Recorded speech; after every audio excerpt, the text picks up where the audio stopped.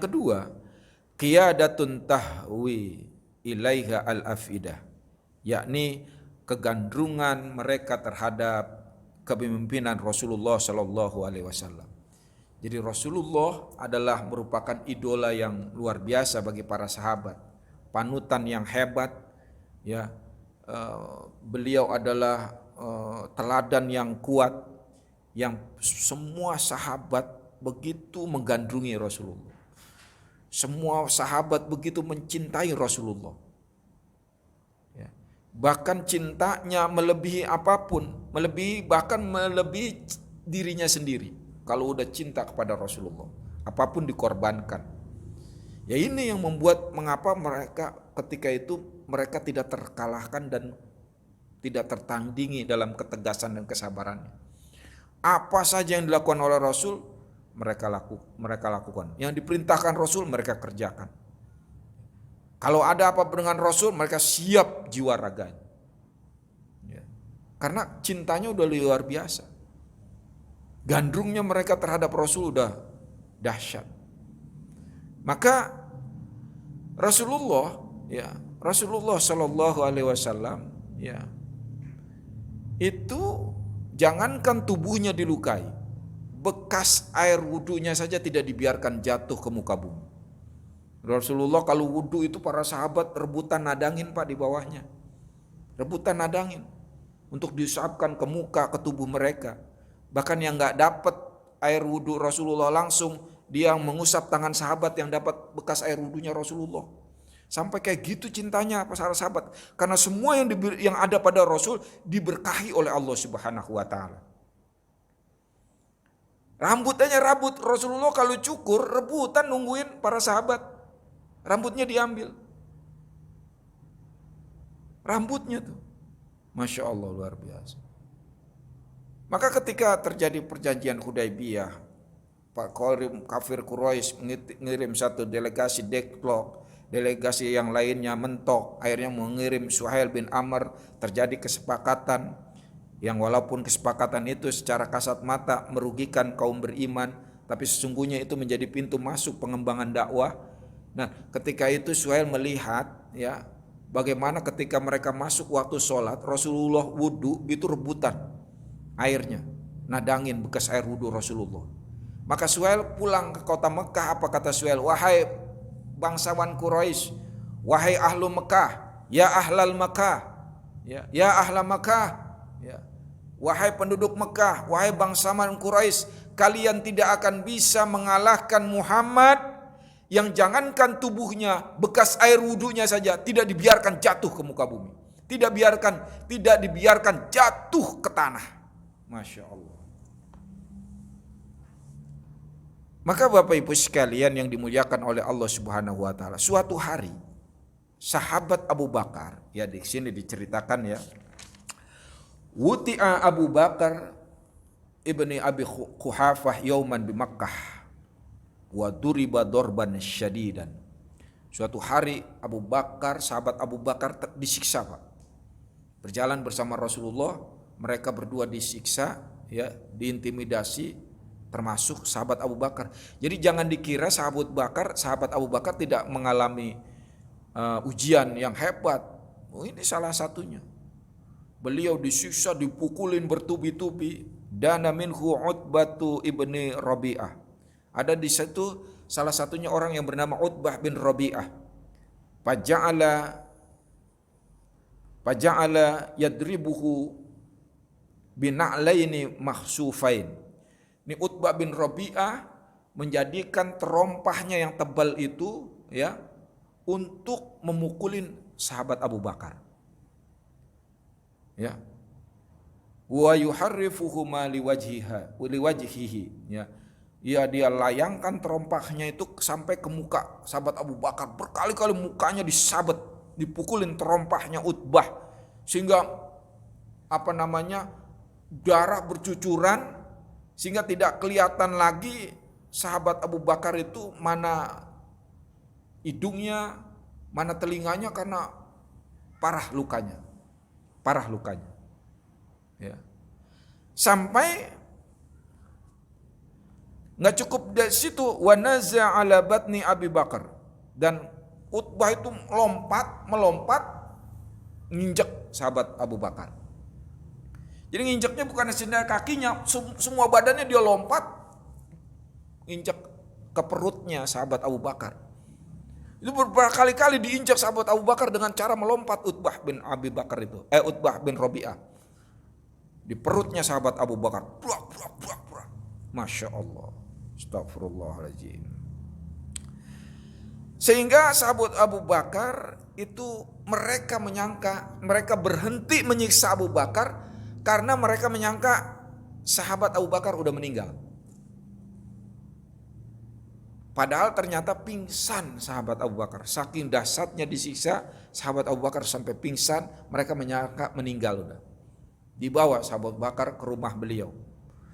Di rumah beliau bukan hanya semenit 2 menit, berjam-jam beliau pingsan, dari pagi sore baru siuman.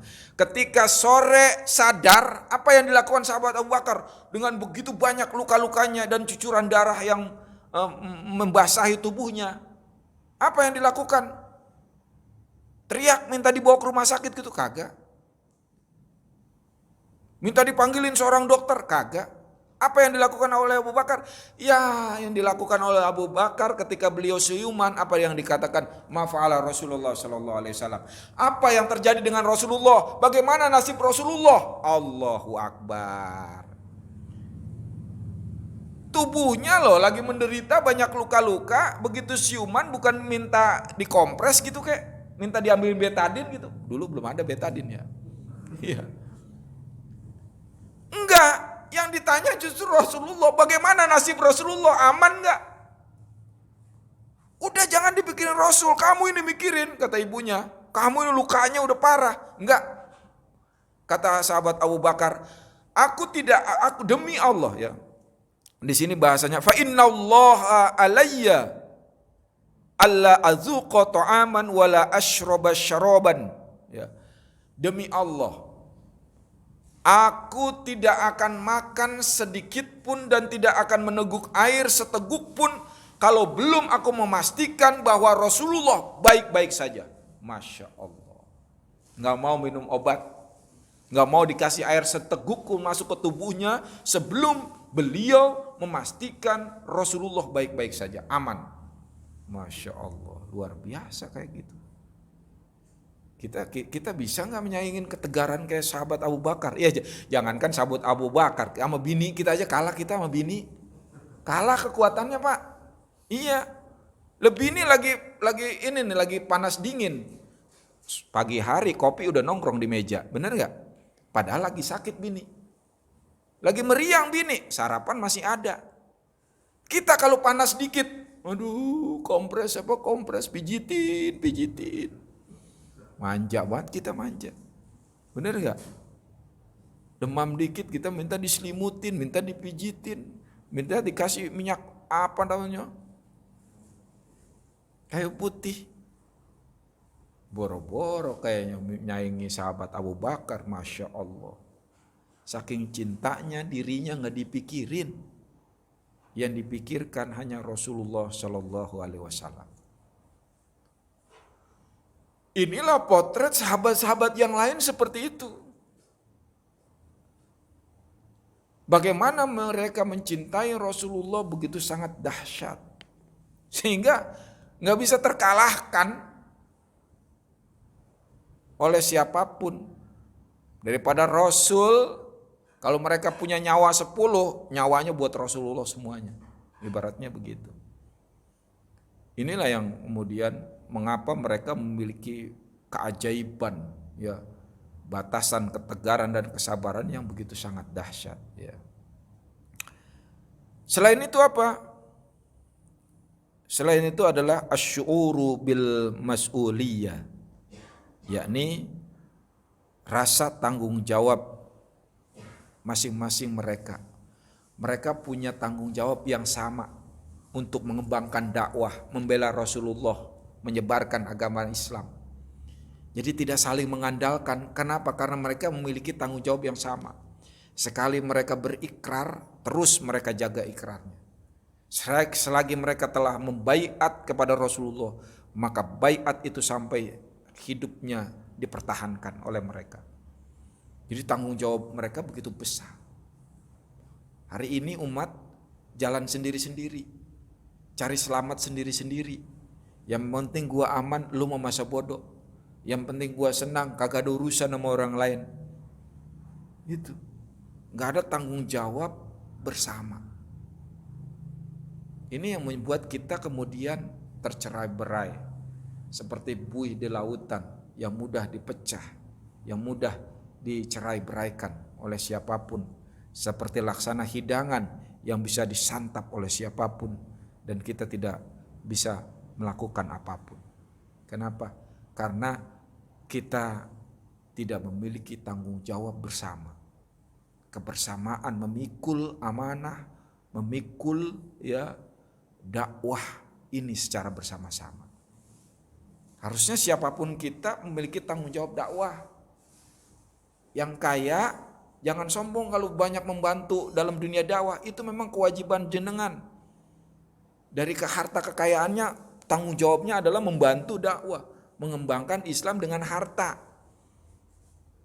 Jangan kemudian bangga udah berperan merasa jumawa. Tidak, tanggung jawab jenengan yang kaya raya di situ dengan harta. Yang punya ilmu dengan ilmunya, yang punya tenaga dengan tenaganya. Ini kolaborasi saling memperkuat dan memiliki tanggung jawab yang sama, maka akan menjadi dahsyat. Tapi sekarang enggak, misah sendiri-sendiri jalan masing-masing. Nah ini maka menjadi PR besar kita, bagaimana kita menumbuhkan asy'uru bil mas'uliyati, tanggung jawab, rasa tanggung jawab, sense of belonging yang tinggi, itu. Kemudian apa? Al-Quran yang tidak kalah pentingnya. Mengapa mereka memiliki faktor yang hebat dan kuat adalah karena mereka selalu berdekatan dengan Al-Quran, selalu berpedoman dengan Al-Quran. Maka dalam setiap gerak langkah mereka maupun dalam keadaan damai peperangan, mereka enggak jauh-jauh dari Al-Quran. Di sela-sela kesibukannya, di sela-sela berperang, mereka tetap membaca Al-Quran. Walaupun hanya 1 juz, 2 juz, mereka tidak meninggalkan Al-Quran. Maka satu-satunya yang disesali oleh namanya Khalid bin Walid, seorang panglima perang, Khalid bin Walid, berharap gugur di medan perang, tapi berkali-kali perang menjadi panglima kagak mati-mati. Ini badannya udah banyak sabetan pedang, udah banyak banget goresan jejak pedangnya, tapi nggak mati-mati Pak, nggak gugur di medan laga. Kuat sekali Khalid bin Walid, memenangi berbagai macam pertempuran, tapi meninggalnya di atas kasur. Satu yang disesali sama beliau adalah, aku sibuk berperang, hanya sedikit membaca Al-Quran. Masya Allah. Padahal beliau banyak ukuran, kalau dibandingkan dengan kita jauh banget membaca Al-Qurannya, berdekatan Al-Quran. Itu pun beliau masih berkata seperti itu. Saking sibuknya aku berperang, aku sedikit sekali membaca Al-Quran. Masya Allah. Padahal jihadnya itu juga sebanding dengan Al-Quran. Tapi karena mereka benar-benar para sahabat itu sangat berdekatan dengan Al-Quran. Bagaimana juga pasukan Al-Fatih yang kemana-mana membawa Al-Quran juga. Di sela-sela mereka berperang, mereka juga tidak melupakan Al-Quran. Nah, Al-Quran dijadikan sebagai pedoman. Ini yang menjadi kekuatan. Kenapa? Karena di Al-Quran, dan ini menjadi faktor yang lainnya juga, ketegaran dan kesabaran mereka adalah al-bisyaratu bin najah, yakni kabar gembira akan memperoleh kemenangan. Dari mana mereka mengetahui bahwa orang-orang beriman akan menang? Dari Al-Quran, kisah-kisah para nabi dan umat sebelumnya. Inilah faktor-faktor yang menyebabkan mengapa kemudian orang-orang beriman begitu sangat kuat, tegar, sabar ketika itu. Ini mudah-mudahan bisa kita teladani semuanya.